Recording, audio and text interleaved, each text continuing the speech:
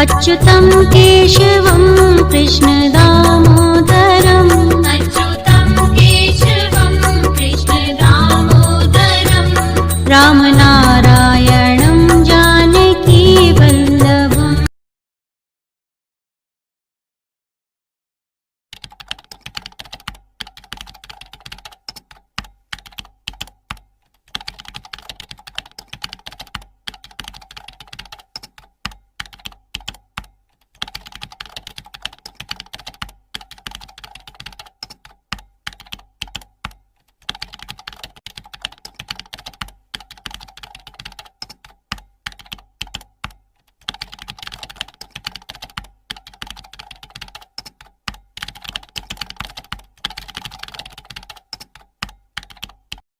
Subscribe now and press the bell icon. Never miss an update.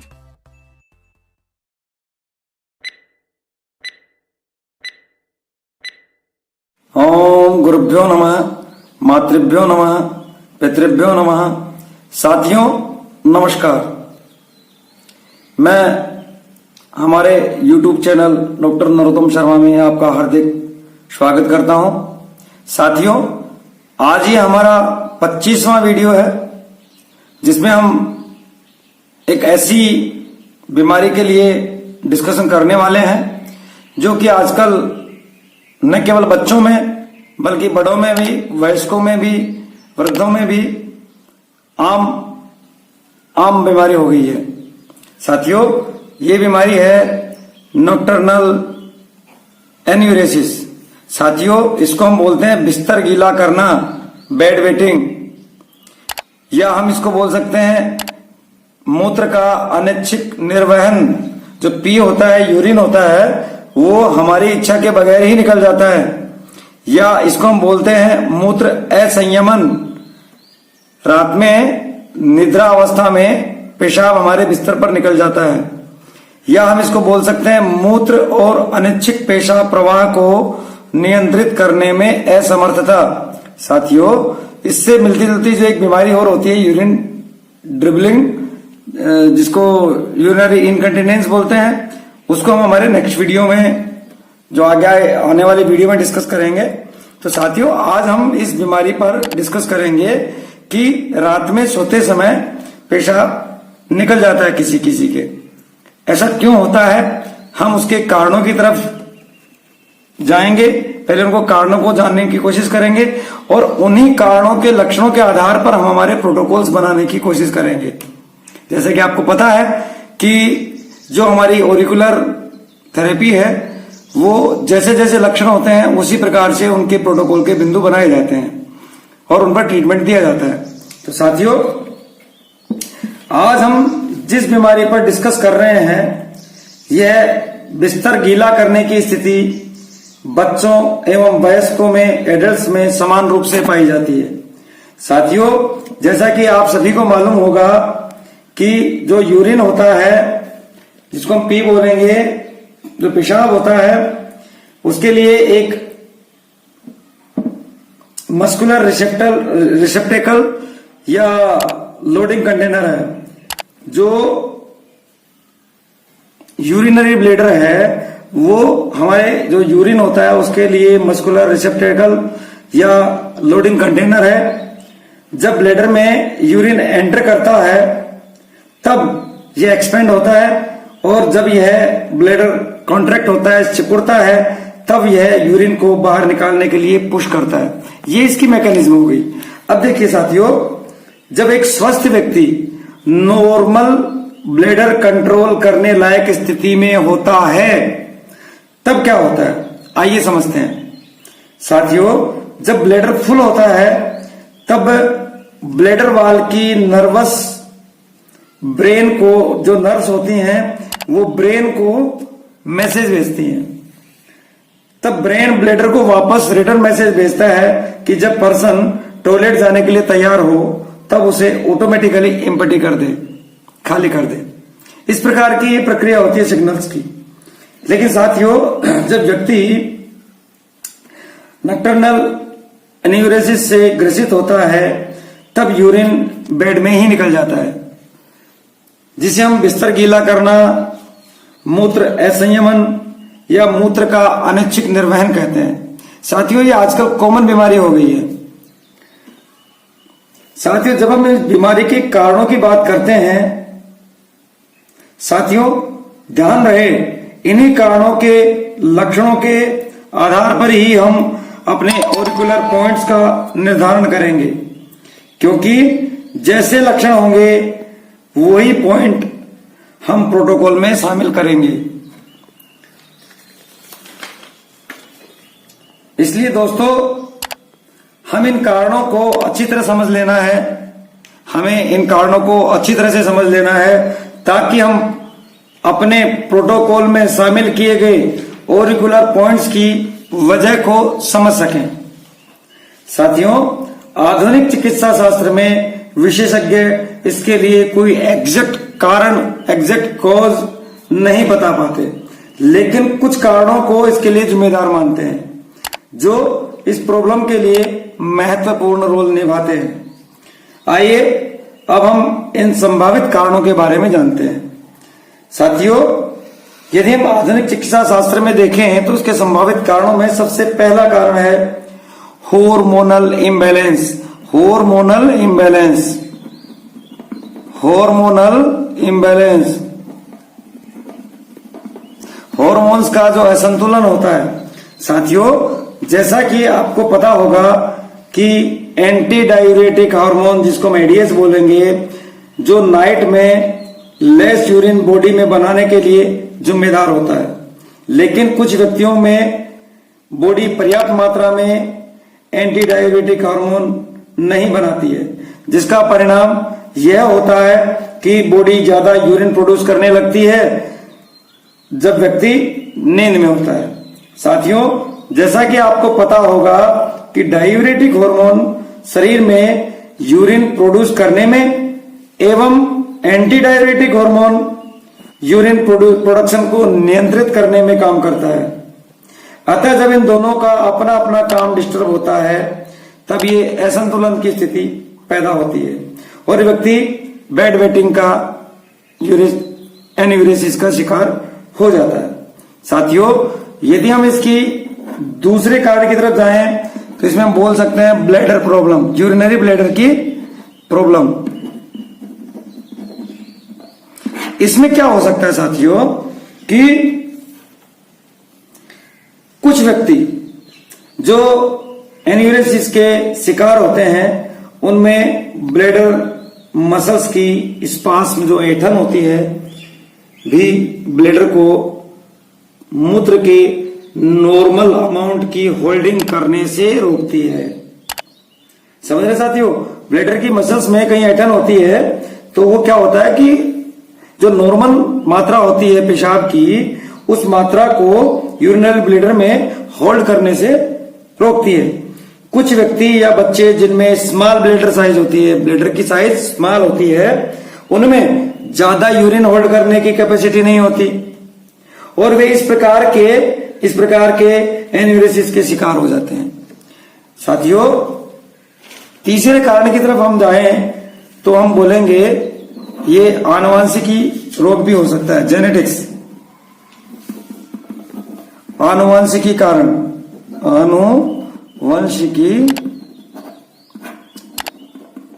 कारण, genetics के जो कोज होते हैं उसमें यदि हम देखें तो साथियों, जैसा कि आपको ज्ञात होगा कि आनुवंशिकी विज्ञान की वो शाखा होती है जिनमें हम उन गुणों या लक्षणों का अध्ययन करते हैं जो माता पिता से संतान में ट्रांसफर होते हैं।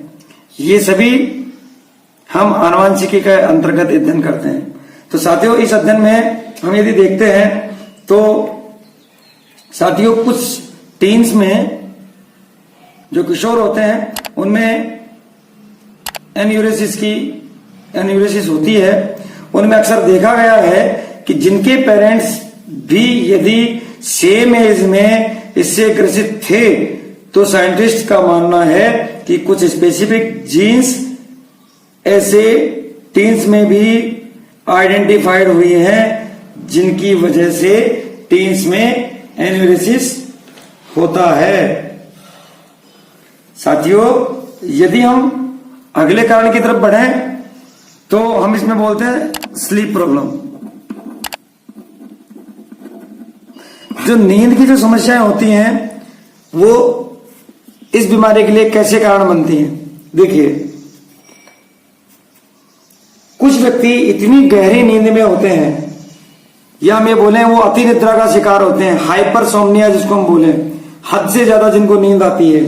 ऐसी हालत में उस हाइपरसोम्निया की वजह से जब उन्हें पेशाब करने की हाजत होती है तब इनकी नींद ही नहीं खुलती और वो मूत्र संयमन के असंयमन के शिकार हो जाते हैं, नक्टर्नल एन्यूरिसिस के शिकार हो जाते हैं। तो साथियों देखिए, इस केस में यदि आपको लक्षण मिलते हैं, ऐसी परिस्थिति होती है, तो आपको नक्टर्नल एन्यूरिसिस का ट्रीटमेंट के साथ साथ आपको हाइपरसोम्निया का ट्रीटमेंट भी करना पड़ेगा, जो कभी हमारे नेक्स्ट वीडियो जब आएंगे तो उनमें हाइपरसोम्निया और इंसोम्निया, अनिद्रा की स्थिति और अति निद्रा की स्थिति, दोनों के प्रोटोकॉल्स के ऊपर हम चर्चा करेंगे। तो देखते रहिए आप अपने वीडियो। और साथियों, पांचवें कारण की तरफ हम बढ़े तो हम बोलेंगे कैफीन। कैफीन युक्त पदार्थ, चाहे वो कॉफी हो, चाहे वो कोई दर्द निवारक दवा हो या कोई चॉकलेट इत्यादि हो जिसमें कैफीन होता है, ऐसी कंडीशन में भी क्या आपको पता होता है कि कैफीन जो है ज्यादा पेशाब लाने के लिए जिम्मेदार होती है। तो साथियों, यदि हम अगले पॉइंट की तरफ बढ़े कि कौन सा पॉइंट इसके लिए जिम्मेदार होता है, उसमें अगला पॉइंट है मेडिकल कंडीशन। मेडिकल कंडीशन साथियों, कुछ बीमारियों की वजह से भी एन्यूरिसिस की प्रॉब्लम हो सकती है, जैसे डायबिटीज, यूरिनरी ट्रैक्ट एबनॉर्मलिटी। ये एबनॉर्मलिटी स्ट्रक्चर संबंधी हो सकती है यूरिनरी ब्लैडर की, या यूरिनरी ट्रैक्ट इन्फेक्शन जिसको हम यूटीआई बोलेंगे, मूत्र नलिका का जो संक्रमण होता है, इन्फेक्शन होता है, वो इसकी वजह हो सकती है जो इस प्रॉब्लम को जनरेट करती है। साथियों, यदि हम अगले कारण की तरफ बढ़े तो हम ये कह सकते हैं कि इसमें साइकोलॉजिकल प्रॉब्लम भी हो सकती है, साइकोलॉजिकल प्रॉब्लम्स।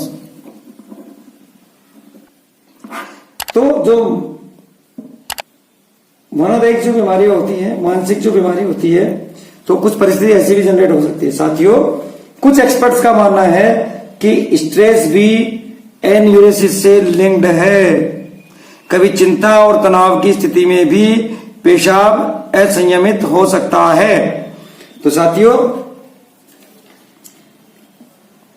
हम ये कह सकते हैं कि आज हमारे बताए जाने वाले इस ऑरिकुलर ट्रीटमेंट के साथ व्यक्ति को अपनी कुछ आदतों में भी सुधार करना पड़ेगा, जैसे सोने से पहले ऐसा कोई भोजन न करें, कोई पैसा पेय पदार्थ न पिए जिससे ज्यादा पेशाब बनता है, शयन जाने से पूर्व कम से कम 2 घंटा पूर्व भोजन कर लें एवं पेशाब करके ही सोएं। साथियों, हमने नक्टर्नल एन्यूरिसिस को उसके संभावित कारणों के साथ समझा और अब उन्हीं कारणों के मद्देनजर हम अपने प्रोटोकॉल डिसाइड करेंगे। साथियों, यहां मैं एक बात आवश्यक रूप से स्पष्ट कर देना चाहता हूं कि मेरा यह वीडियो किसी भी मेडिसिन या मेडिकल एडवाइस का सब्स्टिट्यूट नहीं है। ये किसी भी मेडिसिन या मेडिकल एडवाइस का विकल्प नहीं है। आइए साथियों, अब हम देखते हैं नक्टर्नल एन्यूरिसिस या बेड वेटिंग या मूत्र असंयमन के लिए प्रोटोकॉल। इन सभी प्रोटोकॉल की लोकेशन को आप मेरे पूर्ववर्ती वीडियो को देखकर बहुत अच्छी तरह से सीख सकते हैं। साथियों, जब हम प्रोटोकॉल की बात करें तो ये प्रोटोकॉल आप अच्छी तरह से देख लीजिए। देखिए साथियों, हमने अभी कुछ कारण गिनाए, उन कारणों में हमने हार्मोनल कारण भी देखे, यूरिनरी ब्लैडर की प्रॉब्लम्स के कारण भी देखे, जेनेटिक्स के कारण भी देखे, नींद अति निद्रा की वजह से होने वाले कारण की वजह से भी इसको देखा, हमारे खान पान की आदतों में कैफीन इत्यादि को देखा, मेडिकल कंडीशंस में यूरिनरी ब्लैडर में कोई स्ट्रक्चरल प्रॉब्लम हो सकती है, कोई इन्फेक्शन हो सकता है, इस प्रकार के कारणों को भी हमने देखा। डायबिटीज हो सकती है, तो साइकोलॉजिकल प्रॉब्लम्स भी हो सकती हैं। तो साथियों, इसमें हम, जैसा कि मैंने पहले जो कारण इसलिए बताए हैं कि जब भी मैं प्रोटोकॉल में पॉइंट आपको बताऊं तो आपको अच्छी तरह समझ में आ जाए कि प्रोटोकॉल हमने क्यों शामिल किया। देखिए साथियों, न्यूरोस्थेनिया, आपको पता है कि नर्वस संबंधित प्रॉब्लम्स होती है, उनमें हम इसको काम में लेते हैं। यदि हम चक्र के हिसाब से, क्राउन चक्र हो गया आपके सबसे टॉप ऑफ द हेड, और आपका स्पेस एलिमेंट जिसको हम बोलेंगे, तो एंजाइटी, हमने चिंता तनाव की बात की थी, उसकी वजह से भी हो सकता है। एंडोक्राइन ग्लैंड, जब हमने हार्मोनल इंबैलेंस की बात की तो हमें इस पॉइंट को शामिल करना ही पड़ेगा। उसके साथ वेस्कुलर सबकॉर्टेक्स और नर्वस सबकॉर्टेक्स। कोई वेस्कुलर सिस्टम में कोई प्रॉब्लम है, नर्व्स की प्रॉब्लम है, तो हमने न्यूरोस्थेनिया भी शामिल किया और नर्वस सबकॉर्टेक्स भी शामिल किया। इसके साथ साथ हमारी चित्त की अस्थिरता होती है, पेशाब पे कंट्रोल नहीं होता है, पृथ्वी तत्व की कमी। तो साथियों, एक्सटर्नल सिंपैथेटिक और सिंपैथेटिक दोनों ही पॉइंट को हम शामिल करेंगे, जो कि रूट चक्र, मूलाधार चक्र और पृथ्वी तत्व को, अर्थ एलिमेंट को रिप्रेजेंट करते हैं। साथियों, चूंकि ये यूरिनरी प्रॉब्लम है तो हम किडनी को भी इसमें शामिल करेंगे, यूरिनरी ब्लैडर को भी शामिल करेंगे, उसके साथ में यूरिथ्रा को भी हम शामिल करेंगे। और यदि हम टीसीएम के हिसाब से देखें तो थोरेसिक पॉइंट में हम, चूंकि T10 और T11 जो किडनी के पॉइंट होते हैं, और L3 लंबर का 3 नंबर का पॉइंट जो कि यूरिनरी ब्लैडर का पॉइंट होता है, ब्लैडर का, ये L3 किसका होता है? ब्लैडर का। तो इसलिए हम ये शामिल करेंगे। साथियों, इसके अलावा अन्य पॉइंट रोगी की अवस्था और तात्कालिक लक्षणों के आधार पर भी शामिल किए जा सकते हैं। जैसे मैंने डायबिटीज बताया, ये ऐसी कंडीशन है तो हम डायबिटीज के पॉइंट भी शामिल करेंगे। किसी के यूटीआई इन्फेक्शन है तो हम यूटीआई इन्फेक्शन को रोकने वाले पॉइंट भी शामिल करेंगे। किसी को नींद वगैरह से है तो वो पॉइंट भी हम शामिल कर सकते हैं। लेकिन एक कॉमन प्रोटोकॉल यदि हम देखेंगे तो इन 13 पॉइंट्स में हम कॉमन प्रोटोकॉल बना के शामिल कर सकते हैं। तो ये क्या, हमें तात्कालिक क्या पॉइंट लगाने हैं, वो थेरेपिस्ट की समझ और उसकी इंटेलिजेंसी पर निर्भर करता है। साथियों, इस प्रकार से एक बार आप देख लें इसको, वीडियो को पूरी तरह, सारे पॉइंट एक साथ और नोट कर लें। कारण मैंने बताए हैं कि हम क्यों शामिल करेंगे इनको। और अब हम इस प्रकार से हमने समझा कि रात्रि में बिस्तर में जो पेशाब निकल जाता है, कंट्रोल नहीं रह पाता है, तो वो कैसे करें।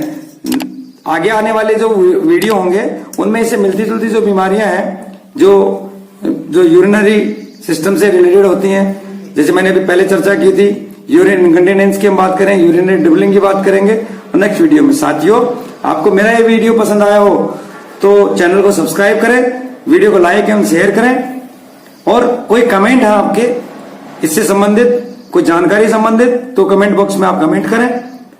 जय हिंद, जय भारत, धन्यवाद।